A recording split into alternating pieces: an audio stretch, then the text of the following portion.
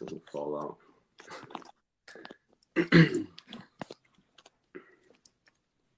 All right, good to go. Anthony, right? Yes. All right. Where are you coming in from? So I'm in Cleveland, Ohio. That's where I was born. Yeah? Yeah, Bedford, Ohio. Okay. Awesome. How long ago did you move out of here? Whereabouts in Cleveland? So I live on the west side in the Stockyards. I don't know how familiar you are with the neighborhoods over there, but if you know where like Tremont and Gordon Square, Ohio City. West side. Some of that type of stuff. Not that far. I was east side. Yeah. Well, I went to high school in Wycliffe. Do you know where that's at? Yeah, definitely. Cool. Small world, huh? For real. So yeah, we've been conversating via email, guys. For everybody tuning in live, so I guess let's just get right into it. What is the app all about? EMP Fitness, and just give us a little brief explanation. Okay, so EMP Fitness, what we've done is we've created a cryptocurrency. We've called it Hawcoin, which stands for Health and Wellness Coin. Basically, what we're trying to do is we're trying to disrupt the way that the health and wellness industry works. So think about, on average in America, $58 is spent a month for a gym membership. And if you do the research, it says 38 of that dollars is actually wasted. So what our goal is to do is to create partnerships. You said $38 is what? Wasted. Gotcha. So what we're trying to do is we're trying to create partnerships with gyms, yoga studios, anything health and wellness related. And through our app, our users will be able to find these places, and they'll be able to go in there by scanning a QR code and on a pay-as-you-go type of service. So instead of, having a long-term commitment or signing the contract, we want to make it a situation where they're only paying as they go. Okay. That's an interesting concept. I mean, I think every gym, there are some little smaller like boot camp type things where you can walk in and get and pay a one-time fee, but like the big gyms like the LA Fitness, the 24-hour fitness, you have to like negotiate deals with them on a separate type of. Sure. And that's always the first question someone asks, is how do you get those bigger gyms interested? For me, the way that I try to explain that to them is by two reasons, right? The first reason is if we start down the path that we've already started, where we're targeting the smaller boutique shops, the mom and pop shops, the private yoga studios, things that will allow us to build a user base, to show that this actually works. It's something that people want to do. Then we can walk into those bigger places and say, hey, we got 100,000, 200,000 users. Do you want to have access to their business or not? Gotcha. Drawing back to Jason, what I mentioned about, that $38 being wasted, when you bring it up to me that, these big box stores are interested in that wasted $38, that's how they stay profitable. What that does is that focuses on one out of 13 people in the United States. That's the number of how many people have a membership, so the other angle that we express to people, what we're trying to do for the businesses, the bigger stores like that, is, there's 12 people that they don't see anyways, right? So if we can entice those 12 people, and even just a certain percentage of them, to start to use the app, and maybe they want to go check out the facility. The other side of it is if I send in my user to your facility because you just wanted to gain some exposure and you decided to partner up with us, you might even be able to convince them to sign up a membership with you. So it's kind of a free advertising, free marketing tool for the gym. And we're going after the people that aren't already the gym memberships. And then we're going after the people that are, think about traveling. How often do you travel, Jason? Often? Once a month. You work out yourself, no? Yeah. And you're stuck in that hotel gym where you can't really get your full workout in, right? Yeah. Imagine if you can pull an app up, scroll through it, find a place five minutes down the street, cost you, $4 equivalent US dollar. The company wants to charge, based on what their membership fee is for a one-time use. You can go down there and get your workout in. Gotcha. Yeah, that does make it convenient for travelers for sure. How far along are you guys with So right development? now we have like an early beta phase of our app out. It's more of a tool we're using to build our user base, get a feel for what people inside the app are going to want to do, and like what type of services we're going to be able to offer the users.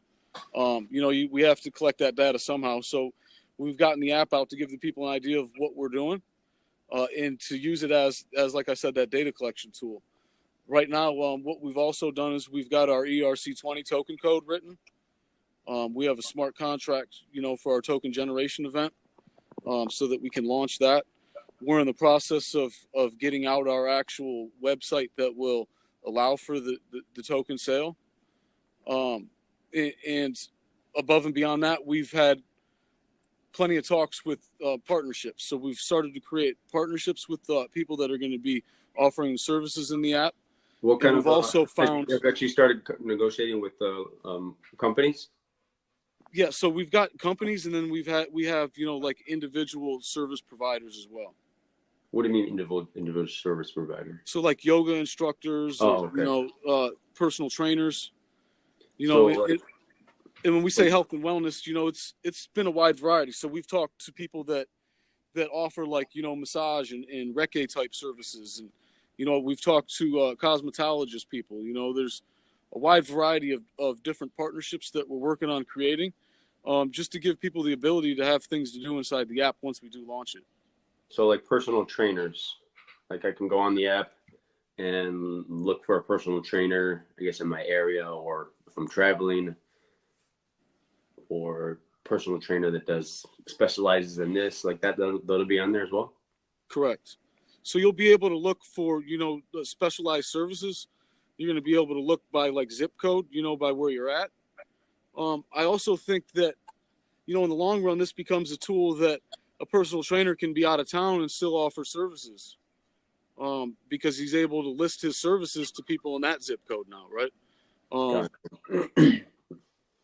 Yeah, If that's that pretty makes cool. sense. Yeah, if a guy wants to go for to LA or New York for a month, can still make money as a personal trainer, and the app will feed Yeah, him money. through the rating systems, and the feedback that the users are going to be able to provide on these trainers, you got to think about it like this.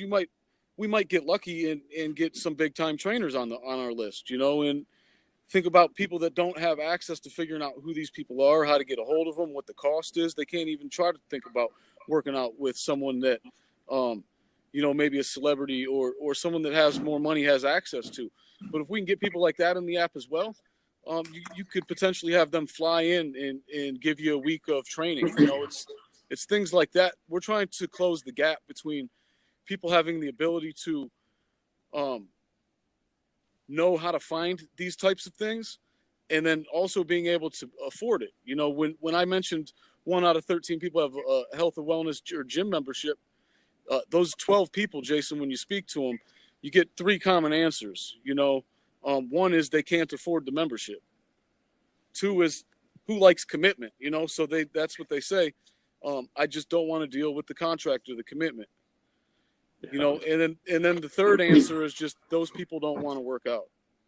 They don't want. They're not on the health journey. Okay, so what is the gamification and incentivization model? Say that again. What is the gamification or incentivization model? So you're talking like Bitcoin. Like, so what, like loyalty program. why go blockchain? For everybody out there, just like, why blockchain?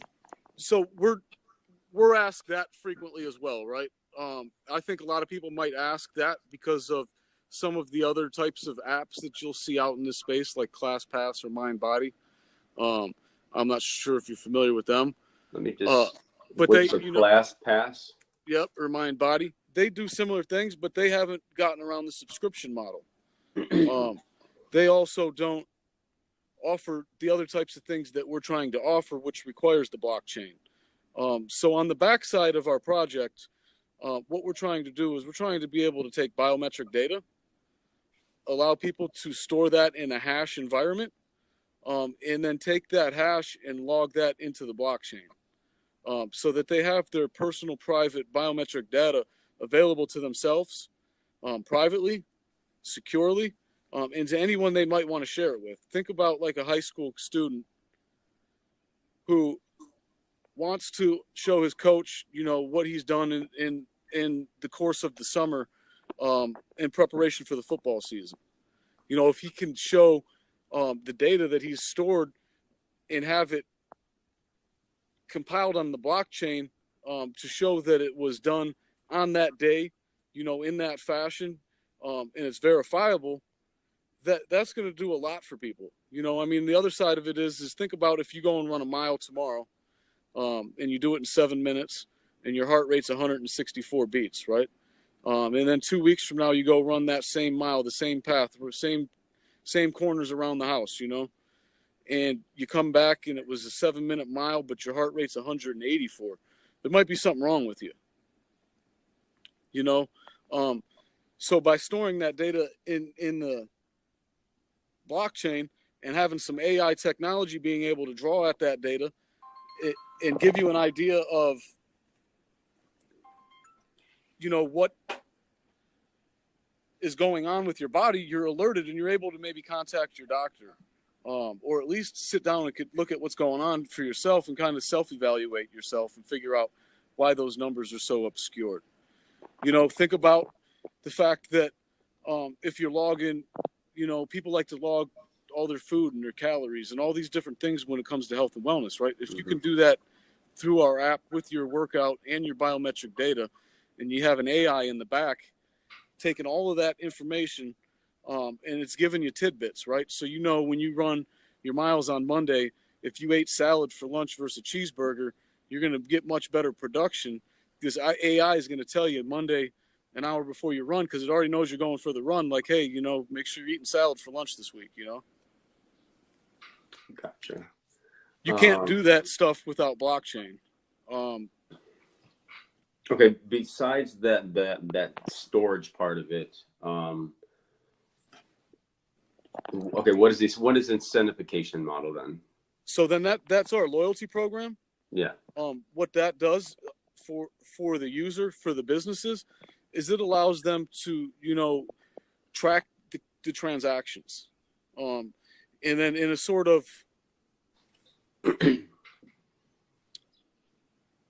system where we're able to proof of stake all of those transactions through the blockchain. Then we're able to reward people based on loyalty programs. So I get rewarded by what? By going so to more gyms? You would get awarded by holding the tokens. You would get rewarded by how many workouts you might have went and did for a week. There's a list of things that we're working on right now, to exactly explain all the parameters and the different types of things that you're going to be able to do for loyalty types of things that will be tracked. So think about like your Fitbit counting your steps. If we're able to count your steps through the blockchain, we're able to give you some loyalty rewards that way. Does that make sense? Hold on, my phone's acting up here real quick. Hold on a second. Okay, can you repeat the last sentence? So if you say, like, how you got, like, there's like a coin out there called Sweat Coin, for instance. What it does is it tracks like your steps outside, and then you're rewarded tokens for that, and then you can convert those tokens into apparel, like shoes, or like a 2-week pass at some gym. Different things that's rewarded for it. So we're going to have programs like that we're going to reward people in the token. So whoever's in the app that's done the most amount of steps that month is going to get a token reward. Does that make sense? Gotcha. Okay. Makes sense. The trainer, like whatever trainer had the most amounts of individuals come through. You got to think, we're not going to tell these businesses or trainers what they're going to charge. That's kind of left up to them. So, if there's a guy that's really cheap and he's really good, and he's getting the most amount of customers, we'll be able to know that by the amount of different people that are sending him tokens, right? and we're going to be able to reward him accordingly. Where if you didn't do it that way, the guy that's really most amount of people because he's cheap and he's bringing it in there, he might not have the same dollar value as the guy that's charging 3 times as much, but he's not seeing as many people. So why would he get the reward when he's not actually doing the community the service, right? Gotcha. Let's just say can you use the app for like your own personal, like that has nothing to do with going to a gym, but I guess you're going to need like some sort of biometric ring or bracelet to monitor. Correct. I mean, in the grand schemes of things, in a perfect world, we'd love to be able to get partnerships, with the Apple Watch and all them other different things. But you got to think the way that technology's converting now, there's a lot of this Bluetooth stuff. There's going to be ways for us to be able to communicate with the equipment in the gym, with the people's own personal equipment. We can create our own equipment if need be.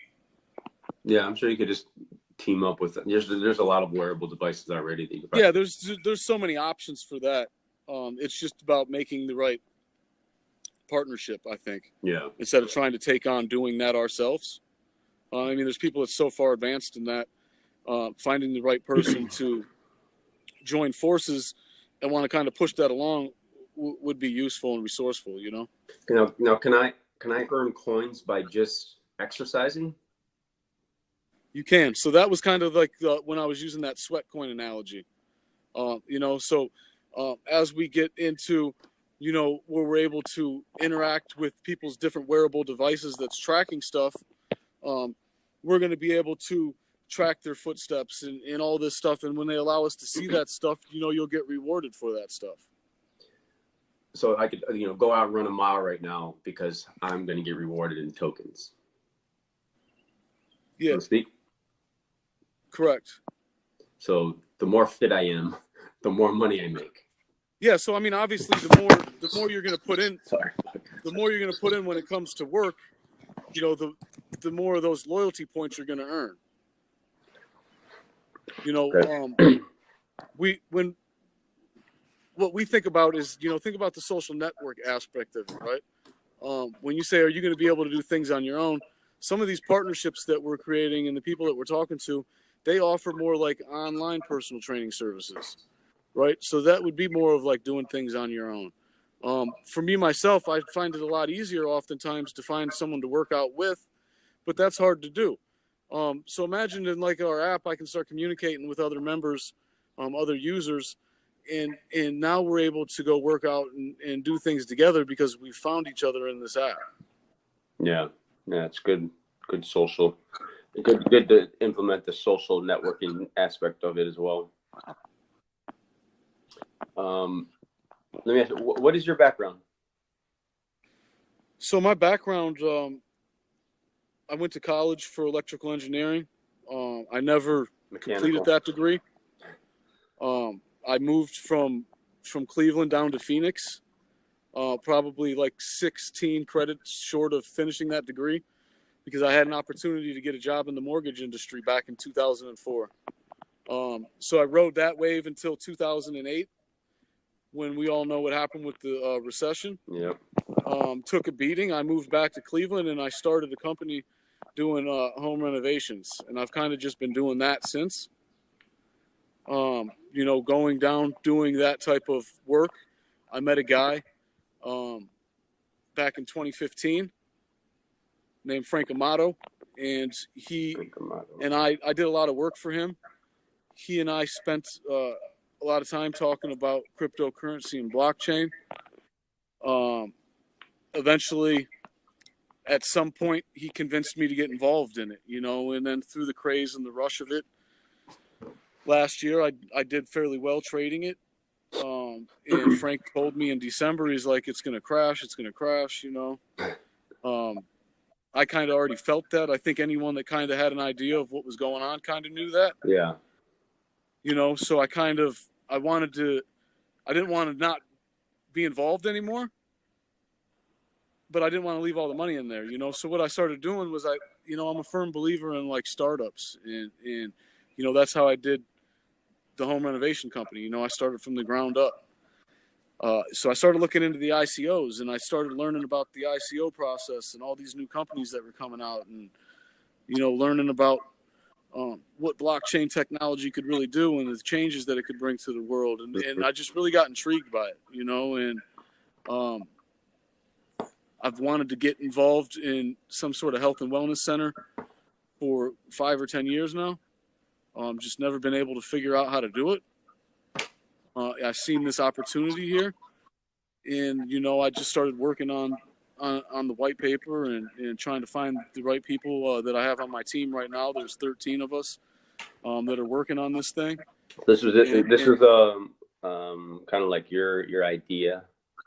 Yeah, so I came up with this idea in December.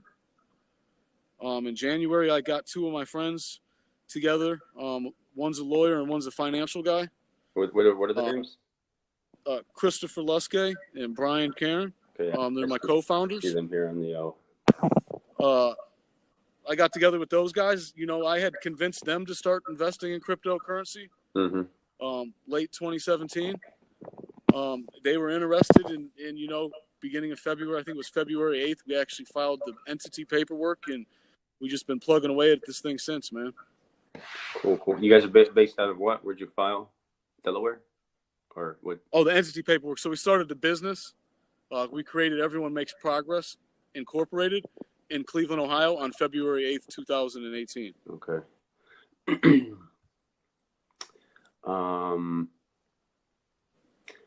Now the token generation event is that laid out?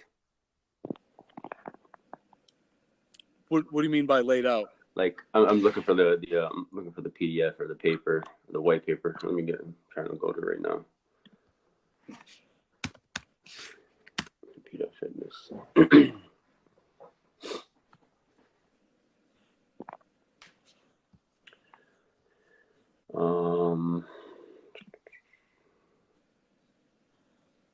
So what are your main competitors in this industry right now? You said ClassPass. It would be ClassPass and MindBody. But like I said, they're not really competitors. They just kind of offer something similar, right? So ClassPass will give you the ability to pay them a membership fee, and then you can kind of float to different types of classes. But they only let you go to, so if you went to the yoga studio, if you say you get the membership, you get 5 places a month. You go to the yoga studio the first time, you can't go back to that same studio until, the next month of that membership. So they're not really giving people the ability to choose where they want to go, when they want to go, and they only pay as they go, Think about it. They might not go to all 5 that month still, right? Yeah, so they're like a membership for the memberships. Exactly. And then MindBody is more of, they're getting more into trying to allow people to find places to go, but they're more of a back-end tool for the businesses, giving the businesses, tools and capabilities to run their businesses more successfully. But you can also go on there and find, other places in your area and stuff like that.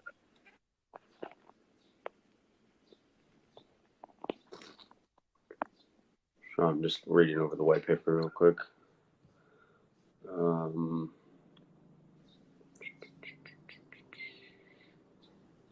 So the app is the app downloadable right now? So if you have an Android device, you can download that basic beta version I told you that's out that we're using for a data collection tool. It is there.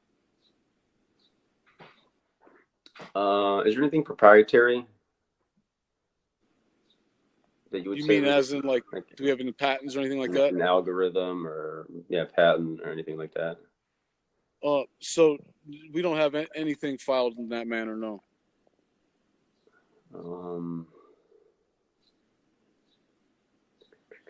So Jason, that's something that we've definitely talked about, though. Part of what that boils down to is, time and the money side of it. So it was definitely trying to find a way to patent some of this stuff or do things that we need to do to protect it once we raise the capital that we're trying to raise through the token generation event. Yeah. What is you're trying to raise how much again? So we have a soft cap of 5 million and a hard cap of 25 million. and the bulk of the money is going to be used for. So the bulk of the money is going to be used for, marketing, advertisement, getting the business off the ground, hiring the employees full time, and then, creating partnerships, and doing, the research to finish building out this app. We already have people in place to really push this app out in a fast manner, and really take it from where we have it now to a completely different level. But again, all that stuff costs money, So we're at the phase in the game now where we're ready to move forward. We just need the capital to make that next giant step. And with that capital, this thing in our eyes is going to explode. Do you have any strategic partnerships set up already? As in, like, with service providers and. Yeah. Well. Yeah. So. Besides those negotiations that you're gonna have to make once the app is finalized, but like, do you have any partnerships set up right now with anybody in this industry? Maybe. I'm kind of confused by what you're asking. Like, your team, you actually got to, when you're a blockchain company, you build the team. Your team gets bigger and bigger. And I just wondered, like, how big is the team right now, and if you set up any strategic partnerships in this industry. So yeah, we have like the 13 people that are working on it right now, that are on our team. These are all people that we've found that do this type of stuff. Then we have a company called BX3. They're out of New York. They do some consulting work for us. Like I said, the guy that got me involved in this, Frank Amato, he's given me some advice along the ride. And we're also talking to a couple other people right now about forming some partnerships to try to maybe break into the Asia market and things like that. Gotcha. Okay. All right. Let's see if I got any other questions.